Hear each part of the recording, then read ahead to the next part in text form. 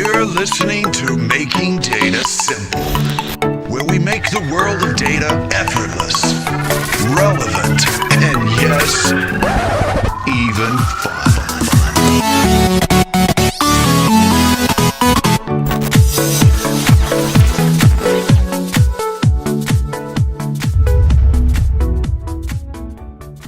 Hey folks, welcome back to Making Data Simple. This is Al Martin here. I am with what I refer to as the two-headed monster in the hybrid data management organization that I've been trying to get these guys on for some time. They know a lot about the industry, and that's what we're going to talk about today, the hybrid data management or data industry, or we'll go wherever we want to go. But I have Thomas Chu with me, who is the Director of Offering Management for, as already stated, the hybrid data management. And then I've got Matthias. And Matthias, you're going to have to give me your last name so I don't mess it up. Come on, hit me with it. Funke is Yeah, the right pronunciation. Funke. We say Matthias Funky. You can say Funke, yeah, I'm fine with that. But interestingly enough, he's also the Director of Hybrid Data Management for Offering Management.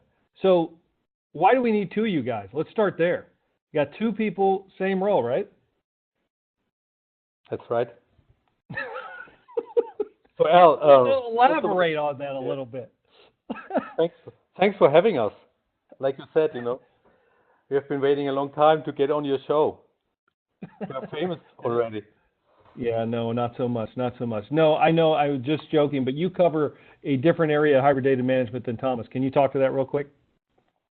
Yeah, look, I mean, hybrid data management is a broad domain, right? In terms of the market we are addressing, in terms of the portfolio we are representing, and as such, the size of the business, I think, requires a two-headed monster, as you call us, right, to be truly effective. And you cover most of you guys do a little bit of everything, I get it, but you cover a lot of the OLTP side, a lot of the direct transactional processing, et cetera. I don't want to shortchange you any, but I know that, Thomas, you also cover the warehousing piece, and then we, work that amongst one another, yes? Yep, correct. And it's just like Matthias said, it's a very broad area. So, although there's some kind of specific area that we look at, OLTP versus warehouse, but we kind of know the whole business pretty well. So we work together very closely. You do. You guys actually, I give you a bunch of grief, but you work together extremely well, and it helps to have two different ways of looking at something because we can find the right solution. Hey, let me ask you this. Speaking of a unique way of looking at offering management, Thomas, I know that you came from development. We've had a history when you were working straight in development. Do you think that's helped you on the offering management side? So now you're directing roadmaps, et cetera? Yeah, so I think this is really, really important because when I started the offering management role, when I look at the market, I've been having a lot of experience with customers, but I think at the end of the day, when you look at the product, the strategy, and how we shape up the portfolio, development is obviously one of the group with biggest resource and also a lot of people working on all the products. And, shortening the journey between developer, offering management, sales, the field and customer, and making sure everybody work as a group is really important. And I'm really thankful that I have, many years of development experience. I'm well connected with everybody. So I know well about what can be done, what cannot be done, what is really the requirement and how it translates to actually technical resource and strategy and things like that. So I think having a good background on that, keeping everything more tight and working together, in a much better way. So Matthias, I know that you are somewhat from development also. So do you agree with that? And you want to talk more about that? Yeah, look, not much to add. I mean, I spent actually the majority of my professional career in development. So I think it definitely helps to know both sides, Al. I also, when I studied at least, right, I was always interested to understand the business side of things, and maybe in the 90s that was like a new thing for people to study computer science and business administration at the same time. But I always was curious about how we translate technology into business value. So the translation I got from that is I can't pull the wool over your guys' eyes because you're going to know if I'm BSing from a developer standpoint. Of course, and that's exactly why they put us here. Yeah, that's exactly why. They want to keep me on my toes. I love it. So look, I'm going to jump into it because I want to talk about data in the industry. But a sincere thank you guys for being on. So let's jump into it. I know that you both have that expertise in data. And I guess my question is really twofold to start us out. Just overall, in general, where is the industry going with data in your point of view? You do a lot of research. You talk to, Gartner and IDC and other companies that give us advice. They do some of the research. You do the research. So the first question is again, where is the industry going? And the second question is, what are the customers asking for that was different maybe from 1 or 2 years ago? Yeah, look, I mean, it's a great question. It's an interesting one in a sense that we, of course, we live somehow in our own bubble, right? So, I mean, if I talk about this, I would say everybody I talk to, every client I meet, they are all interested in data. They all see the importance of data for their business, and they want to, unlock the value of data by driving, deeper insights, faster insights on the data they have at their disposal. But the question is how does the overall market look at this? And there are analysts out there who, when I think about recent reports that came out end of 2018, they would say that only I think 50% or maybe 60% of the organizations see data as an asset that today, right, that is of strategic importance for the corporation.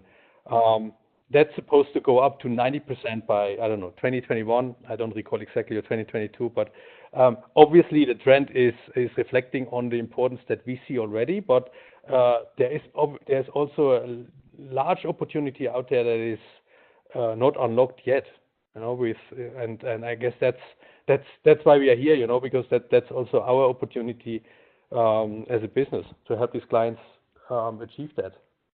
What opportunities not tapped yet? Where do you think we haven't even scratched the surface? Well, I think there's a lot of area that is really still in a initial stage, despite the buzz or whatever a lot of talking the market is talking about, right? When I look at the past 20 years or 20 something years since the time that when I was in college, when the internet and World Wide Web was just started, it's really kind of connecting with people and making the availability of data more abundance there. And then we have mobile, which basically drive the explosion of data and also the concept of cloud. And now that we have AI, right? And people will think that, all these things are already implemented, it's done well, maybe AI is the recent thing. But the reality is that 80% of data are still not on the cloud. And when people think about mobile, is really the key here with a lot of data born on the cloud. The reality is that when you look at it, when you look at the secure data and all the other things that we have in any given company, in any given business, we still have 80% of data that are not Googleable, that are behind the firewall. So that is, after this many years, we still like that, right? And then AI, there's some good examples. There's some good, layman term of smartness out there, but we are really just scratching the surface. So the potential is like unbelievable, right? Just imagine that another 20% of data that are on the cloud that are available through mobile. Just imagine that we are going in 1 or 2 more steps in terms of AI dominating the way that we do AI, machine learning, self-driving car, and things like that. So I think, we are really just at the beginning of this whole thing. And a lot of things are really more like a sci-fi kind of thing, like the Skynet and things like that. But I see that happening. But when I look at where we are right now, I think we're still many, many steps from there. So the opportunity is huge. It's unbelievable. And, I almost feel that it's going to take even longer time to really achieve that. Just like the car industry and any other industry that when you look at it for the past 100 years, right? It takes time to evolve to a point that really is touching everybody. I think that's what's kind of different from the past couple of years. I mean, because we have been talking about AI for a while, and I also want to see if you really think clients are ready for AI as of right now. We talk about it a lot, but I know, I don't even know if that's been different from a couple of years ago. Are we still on the same train? I mean, what is unique, you think, over the last 24 months as you visit clients? What are you getting from that you weren't getting previously? Well, I mean, look, I wouldn't just look at the last 24 months. Like you said, the AI theme is actually out there since the mid 80s, right, or early 80s. And I remember those times when we talked about expert systems and things like that. But to do machine learning and get to the point where you have intelligent applications was really not feasible because you didn't have the processing power at the time. So when you ask what's different, many of these algorithms that we use today in machine learning are not really new, right? But the processing power that it takes to to commoditize, if you will, machine learning is available now, right? So it's becoming widespread. It's becoming available for the ordinary user, and that's what's changing the game.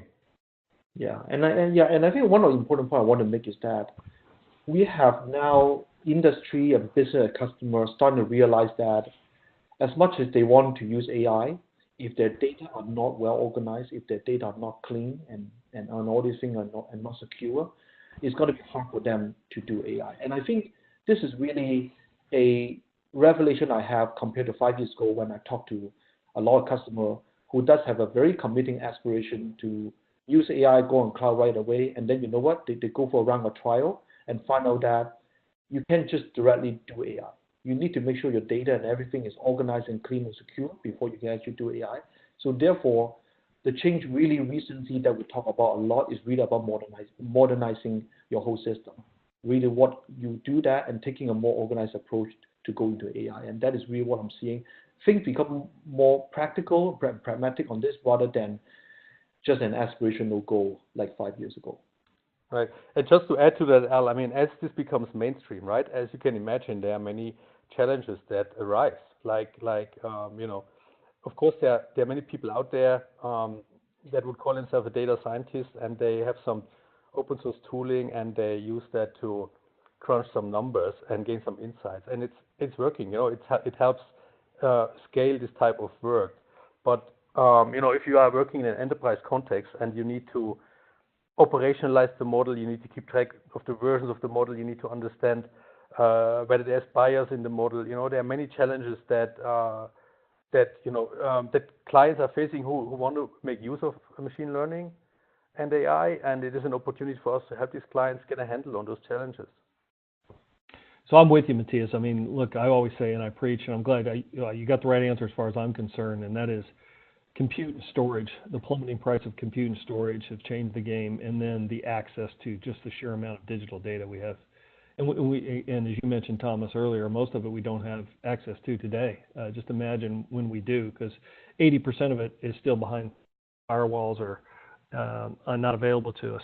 In fact, I was watching a show this weekend in the U.S. It's called 60 Minutes, and they're showing about all the satellite images now that you can see from day to day across the globe. I mean, the amount of changes on one single day across the globe is significant. You can do a lot of predictions, whether it's weather or otherwise, but they would need 1.6 million people just to examine these images or something like that. Don't quote me on the number, but gives rise to some kind of machine learning or AI or all those images are going to go to waste. So let me ask you this. So you've described kind of where the industry is and the opportunity and some of the challenges.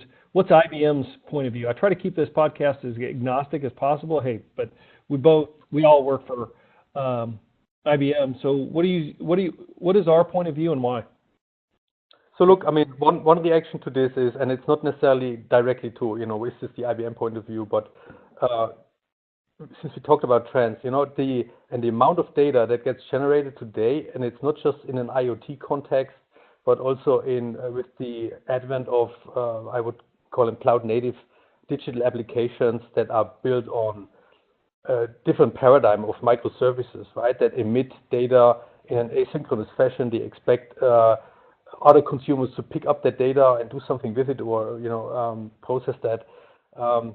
That's absolutely a trend that requires new technology. It's disrupting what we have been doing for many, many years, right? In a way that You don't have to think. You cannot operate any longer in batch windows. You cannot afford to land large volumes of data somewhere, and then it takes days or weeks to aggregate data up or move it somewhere else so that you can then analyze it. So the challenges that come with these new application and programming paradigms and models are significant, and the opportunity that they represent in terms of elasticity of a services-based architecture, or the flexibility and the agility to evolve that architecture as the business evolves. Those challenges are really significant, and they are disruptive by nature.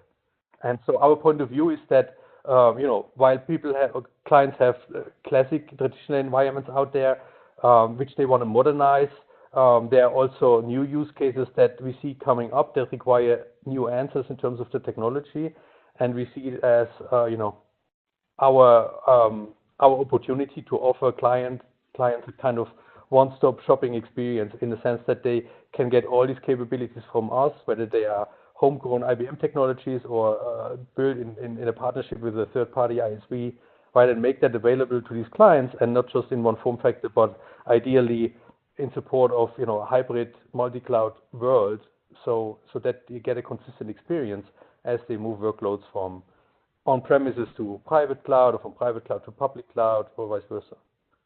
What about you, Thomas? You see it the same way? Yeah, so I echo that, and really what we see that from our point of view right now is that the modernization is really the biggest driving force of everything right now, and I think we are in the position, along with the partners and even acquisition that we did, to really provide a very comprehensive platform and comprehensive portfolio to our customers, right? A lot of players in the market are actually going to that, but they all started with a one particular form factor and try to grow to it into some of the area that they might not be the best on. But I think we do have a strength of providing a pretty comprehensive platform, along with the partners that we have here, to just do exactly what Matthias was talking about, right? How to modernize everything, doing the same thing in a new way, into a more just-in-time kind of nature rather than a batch perspective. That is really what is really driving the change and all the things we do, and I think we're in a good position to provide that kind of things to our customers. What do you mean? I mean, if you could you elaborate more on the definition in your mind of modernization? We say that a lot. It's on a lot of different slides, a lot of our pitches. We're going to modernize your portfolio. We're going to modernize your infrastructure. What does it mean to modernize? So maybe I can start trying to go through some of the changes we see in the world here, because before I joined offering management, I was in the cloud world. I was actually one of the leaders in the DevOps part, or on some of the managed service from the company, right? What I see is this, right? When you go from a small company owning a few machines or having a particular data department, all these things, into the whole thing go into cloud, and the whole thing go into a more modern and on the cloud and data farm infrastructure, something interesting and important happen. People find out that when you are in that area, the way that you manage the whole thing in terms of data farm, in terms of availability, in terms of elasticity and everything have changed, right? It goes into a completely different paradigm from a long-term planning in the traditional world into a new modern world in terms of just-in-time elasticity, server storage separation, using AI to understand that, very in-depth monitoring, a lot of these kind of so-called DevOps type of things. And that is really driving what we see in some of the successful cloud vendors in the world right now. And when private companies thinking about this, they see an opportunity to do the similar thing in their company to make them much more efficient and make them more insightful and doing all these things together. And I think that is really one of the revolutions that we're seeing right now. Like, companies are really now wanting to be, capacity-wise, just in time, being able to do AI on the data that they have right away, and all these kind of things. And that is really the modernization, and the completely different set of tools and behavior, and the way that people look at their data and their farm, in a different way. And I think a lot of companies, including IBM, is providing tools, microservice platform for them to do exactly that. And I think the world is kind of unified into a new set of practice in terms of how to manage this kind of overwhelming explosion of data. And that is the kind of modernization that we see in the market happening right now. So I got it. I think I got it anyway. Let me ask you this, though. If you're looking at different attributes of data management today, what are those attributes? Like, by example, in your title, it says hybrid. So why don't we start there? What do you mean by hybrid, and why is that important to you? I know that, because I got some inside information, that you often preach, both of you preach about no lock-in, you talk about high availability. What do you say are the 5 or 6 attributes that you've got to get right under hybrid data management, starting with the keyword hybrid? So look, my take on this is, hybrid, it starts with hybrid, right? So it started several years back when clients said we want to move from a CapEx to an OpEx model. And as we do that, we also expect a change in the agility we want from our IT systems, right? So and with that, they expect, let's call it, maybe that's an overused term, but the democratization of data and the access that users have to data, right? So they want all of that at once in a single move. And so the cloud promised all that, right? And cloud, while we started with public cloud and managed services, I think the cloud comes in many different forms. So there are many clients and many scenarios where you want to hold the data and the workload behind the firewall in a private cloud environment, or where managing your own private cloud is more cost effective for you. So at the end of the day, you expect that whatever capability you need to instantiate your application and solution, you want this to be available in different form factors, right? Whether it's in a private cloud context or a public cloud. And when we say public cloud, then it could mean different public cloud providers. And then the next question you typically face is, but how do I avoid lock-in into a specific cloud provider so that I can optimize my cost in case the cloud provider increases the pricing, right? So what do I do then? How do I avoid these dependencies or minimize the risk of these dependencies? That's one expectation that is expressed by the term hybrid when we talk about it. And I think the interesting thing about hybrid is that although we acknowledge hybrid being a form factor, the ultimate goal is that when customers are looking at many different form factors and many different places that they have data and things like that, they actually want it to work together, and they actually want it to work exactly the same way. Like they would never want a complete different practice in the on-prem world versus the public cloud world, for example. And I think that is really what we're trying to do, right? In a hybrid, multiple form factor and multiple place world, we provide a unified data management solution for them to be able to, really focus on the results, focus on how they use it, rather than how they set things up, monitor, and all these kind of things. Because those should be all common and becoming a foundation of how they work every day. Yeah, and I think before we maybe move on, right? I think the other aspect of hybrid is then the question: how do I bring these different data sets together that reside in different locations, right? How do I create a single view on the combined set of data for to the application, to the user? And that's what that's when data virtualization comes into play, and federation, the ability to create a single shared view on data and shield the user and the application from the complexities of the underlying data architecture and topology. Do you have a view on multi-cloud? You talk about hybrid, and I presume that means you can be in multiple form factors, whether it's on-prem or in the cloud. But do you have a view on multi-cloud, Thomas? Yeah. So when we look at multi-cloud, right, I think there are two dimensions we look at, right? When you talk about multiple cloud vendors, there are multiple brands. Some of them are more famous, but there are actually a lot of these kind of public cloud brands in terms of providing infrastructure to you so that you can work on your data. And then in a public and private cloud perspective, in terms of how you manage the data behind a firewall plus the data that were probably born on the cloud. And these are really all the things that we want to make sure we cover. A lot of studies are saying that none of these enterprise customers is going to commit on one type of cloud or one infrastructure only. Just like back in the database world, a lot of customers are having multiple database for all the reasons. So we want to make sure that our product and our portfolio are working on all these, okay, in a identical way to make sure that they are able to have a choice, right? I think flexibility is important because we are really in a stage where people are making decisions, but obviously wanting to make sure that they're flexible in those decisions so that if there's any lesson learned, they can move to another one really easily. And I think by enabling that, I think customers will have peace of mind in terms of what they choose in terms of infrastructure, cloud, and everything, and really focus on getting the work done. So here's what I've heard is I've kind of been listening. Our point of view is really an end-to-end solution from collect, organize, analyze. Matthias, you mentioned the microservice-based architecture, something you can leverage that end-to-end solution with, or direct product, work together, and you can fit other products as you feel necessary. It's hybrid, so that's where you go from a CapEx to an OpEx model. It's multi-cloud, no lock-in. In principle, I presume that means like open source, whether it's open parquet or otherwise, just a principle of no lock-in. There's a lot of vendors out there that want your data. I know that from our point of view is your data is yours and it's yours to keep. You also mentioned no ETL as far as I was concerned because you leave the data at the source. That's the virtualization.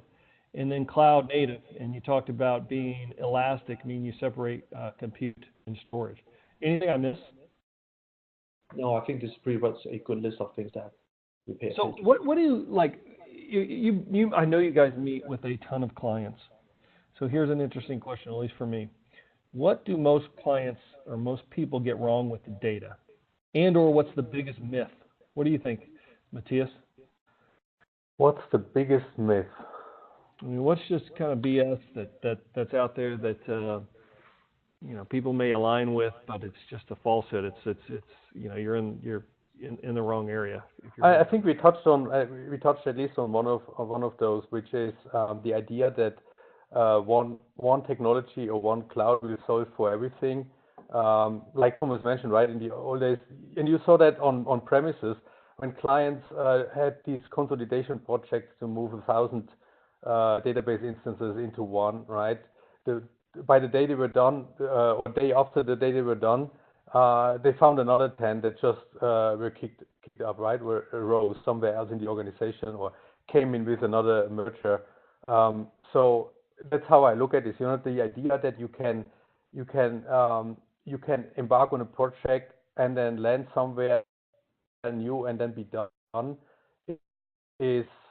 So somehow you have to embrace the idea that you are never done. That this is a journey that you embark on, and that you should take baby steps or small steps that lead you to incremental value for the business, and be cognizant of the fact that by the time you have accomplished that, there might be already another step ahead of you or another opportunity that requires you to take steps.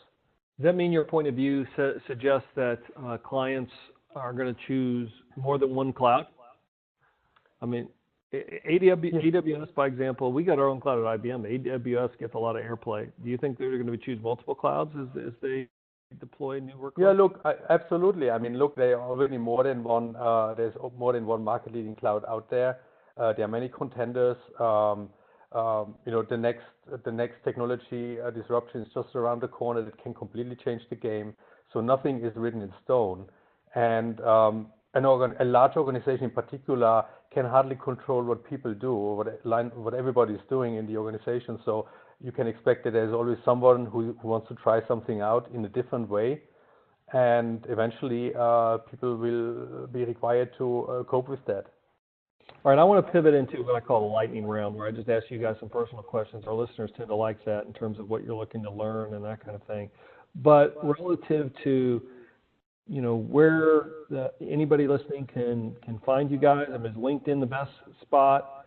Any contact points you'd like to put out there before I jump into the lightning round?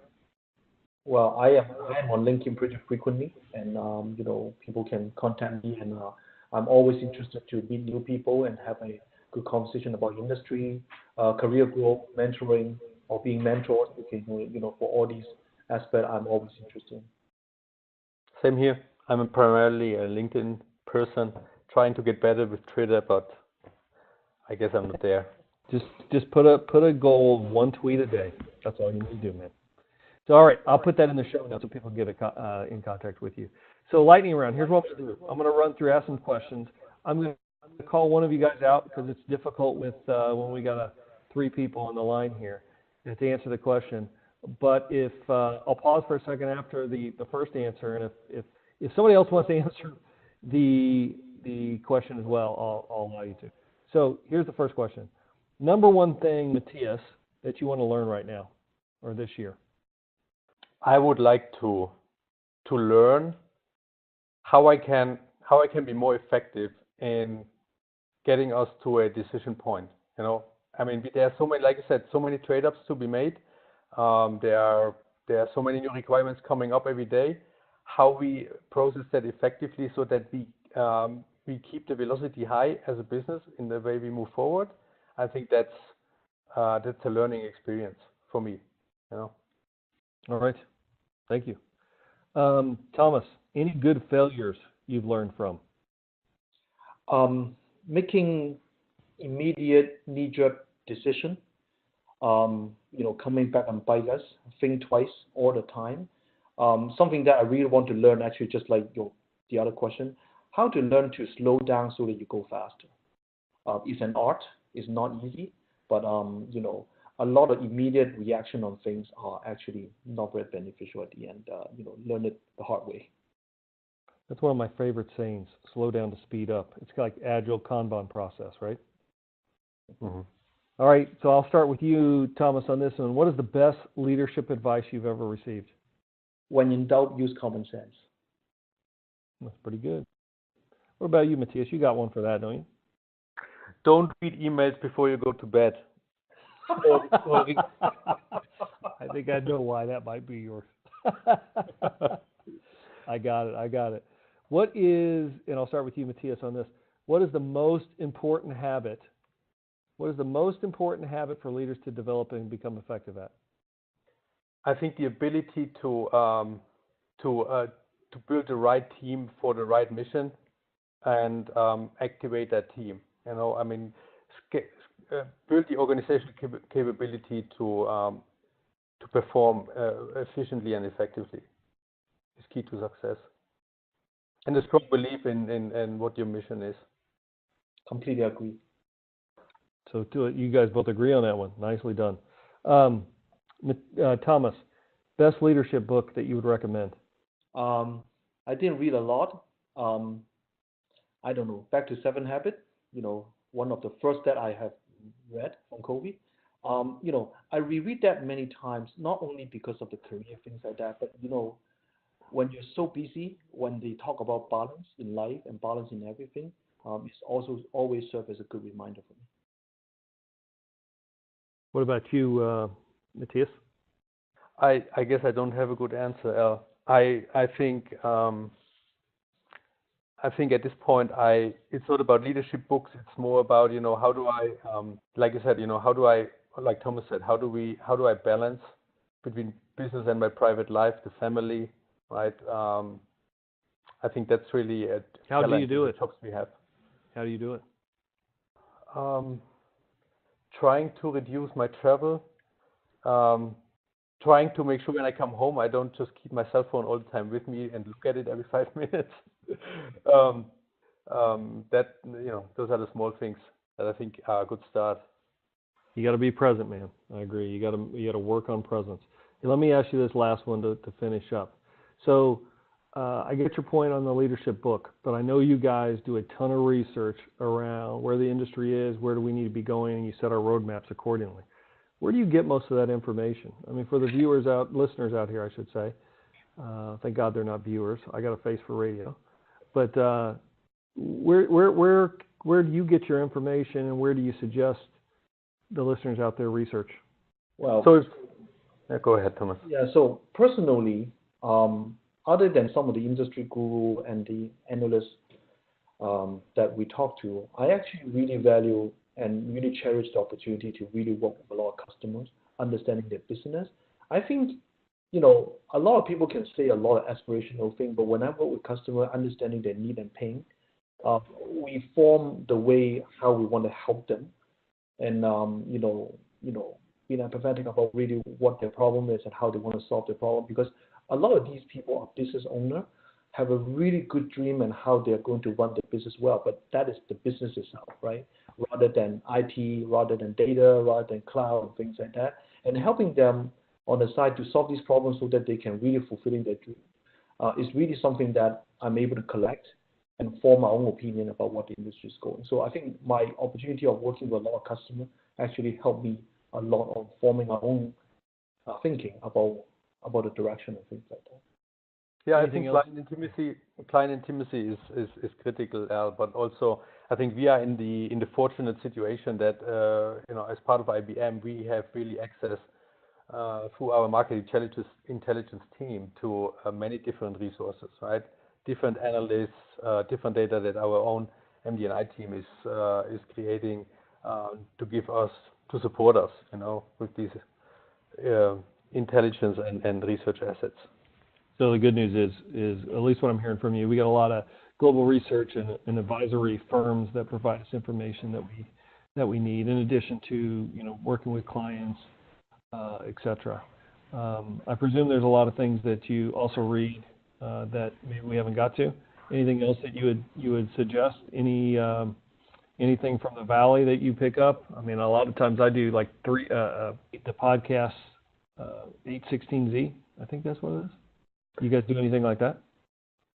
So I think there are many different podcasts out there that are interesting. But if you ask me, if you talk about Silicon Valley, then I would say watching Silicon Valley, the program on HBO is very.